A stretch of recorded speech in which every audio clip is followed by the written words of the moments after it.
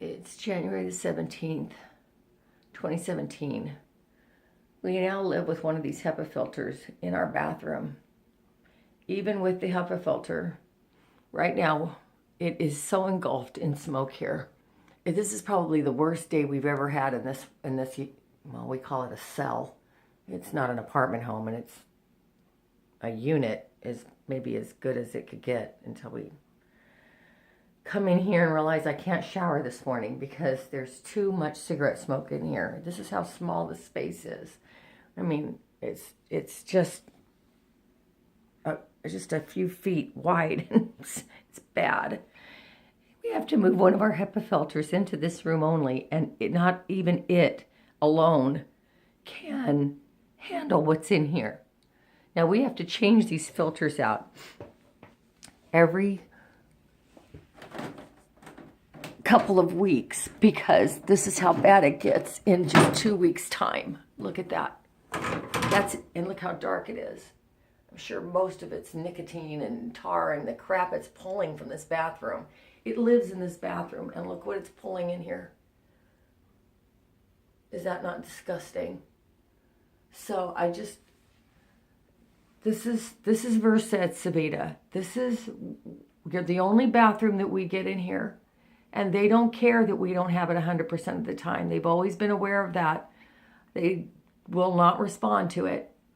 But now one of the HEPAs that we needed for in the living room is now in the bathroom only 100% of the time because of, they're great. They run quiet. They're great machines, but it can't even support anymore the amount of smoke that's pouring into this apartment.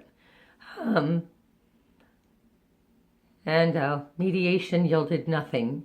Unless we can give them a 45-day notice, no more than 45 days that we're moving, knowing that we're on an endless waiting list, a request they know we can't just move out because we're on Social Security and we won't income qualify for just anywhere in rent high San Diego. So now they want us to just sit in here like this. So sit in here I shall. And I shall get sicker and sicker and sicker. And we'll let them carry on this nonsense because this is all part of the evidence that's going into court with them. They know we can't give them a date. We can't predict when a wait list will come up. No more than they can give people that try to apply here a date when someone's going to move out. They can give a window of time, and that's the best they can do. That's all you can do. So, and then it depends on the flow of people moving in and out.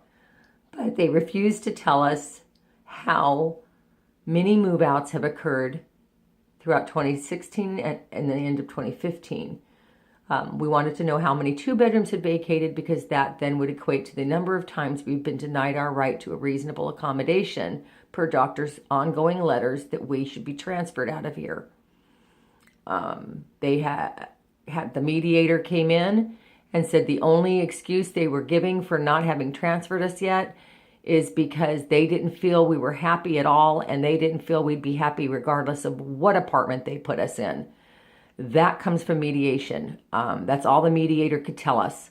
So shout out to ConAm.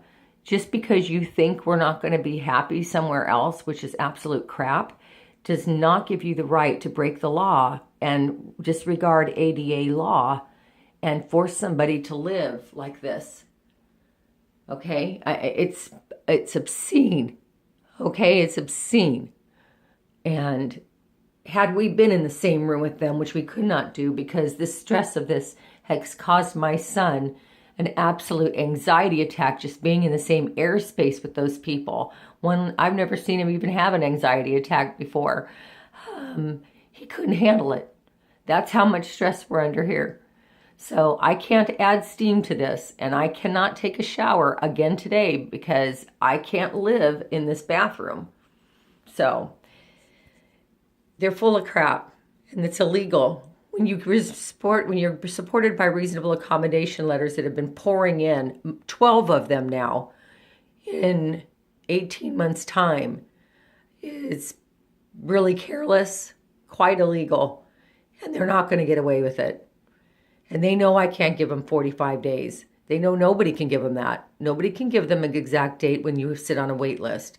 They offered us $5,000, which they've been throwing at us before they ever called me an extortionist. And then, which I didn't ask for anything until Linda T, their general counsel, called me and asked for a number, explaining that the most I could get in small claims was $10,000. Of course, that's exactly what I'm going to ask for. So regardless, we've got DEFH still here. I mean, we've still got them on board with this. You've got to wait their 90 days and let them do their due diligence, and it takes a minute. But when it comes down, that's, I hope, less than 45 days, so that that number comes back to bite them, just like they deserve for putting people through this. Don't come to Versa at Civita. Just say no. It's not what's on the outside that will affect you. Any car can look brand new with a new slap of paint on it. You need to lift the hood. They don't let you do that. Once you get under one of their hoods here, it's really survival of the fittest. I mean, don't come here if you've got pulmonary issues. Don't come here if you're sensitive to noise. Don't come here if you're sensitive to toxic fumes. Don't come here if you don't like roaches, rats, gnats, and what else we got? We got quite a bit of creatures and vermin running around this property. So if you don't like construction, if you don't like living off of massive construction, they won't reveal to you up front that it's a master plan community. They didn't tell anybody that. In fact, they had us sign something saying that if we were to come near the property when we rented, if we were found near the construction site, we'd be at risk of losing our housing. So we complied. And the GPS didn't even take us to this building. It takes everybody and still a few people up the hill to another property. So we never had a clue that it was this until shortly before move-in. And then they would not allow us to not move in. So this is what you live with. They've got things on the walls they don't tell you about. They've got, I mean, your whole bathroom is just vent heaven. This thing doesn't even come on anymore because the alarm went off for long enough. They knew back, Alonzo knew back, I will call him manager number 5. He knew this back at the end of August. By September, he was so engaged in this issue, and he kept promising. He showed up 3 times. 3 times he showed up. And finally, it was after the first time, he got Joe to come on up and replace this Broan switch, which is for that fan. Doesn't usually sit in a pack of 3 like this, is what the technicians for Broan say. And Jeremy is his name.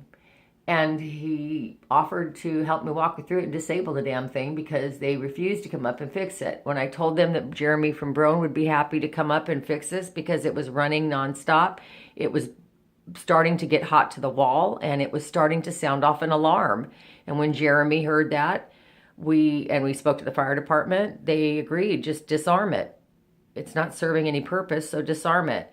That's exactly what we had to do because Alonzo finally did right, since we're considered harassing people if we continue to remind them it's not working. But he said he was not going to go with Jeremy from Braun, but in fact he was going to look on his vendors list and they were going to send someone up and they'd get back to us. Then they served us a gag order with a 3-day cure quit. We can't talk to anybody. And so they've known about this. And when I finally wrote their Chelsea Investment Corporation, and I added this within the context of all the other numerous and laundry list of things that are not copacetic here, their ignorant attorneys turn around and write me that my complaint about this hot switch should not have been melded into a 3-page letter or 5-page letter to Chelsea Investment Corporation. It just makes them look as ignorant as they are because they have this in writing and the manager's known about it since in August. They decided to write that information to me in October, this all of 2016. I mean, it's laughable when you read it. So it's like, you don't care? to look up your records and find out what the emails say. I mean, if they don't have they're looking for a timeline, boy, have I got them a timeline. They have no idea from one person to the next because they've switched up front managers and staff 5 times in the first year, and we're on our 4th regional now. There's the most lack of continuity, and now the right hand has no idea what the left hand's been doing for a good 1.5 years, 2 years. So this is it. We're getting ready to clean these back out. We're not supposed to touch this stuff. You should see what we have to do to close ourselves off with masks and gloves to do this. But this is what they won't pay electricity for. They know we need these in here. They were told it was on the reasonable accommodation letter, nothing more than a Band-Aid, and that they were not to keep us in here. That the only resolution was to transfer us out of here. And they have now denied us reasonable accommodations since, they asked for the letter. Lori German requested the reasonable accommodation letter on, I believe, the 17th of March, 2015, prior to moving in.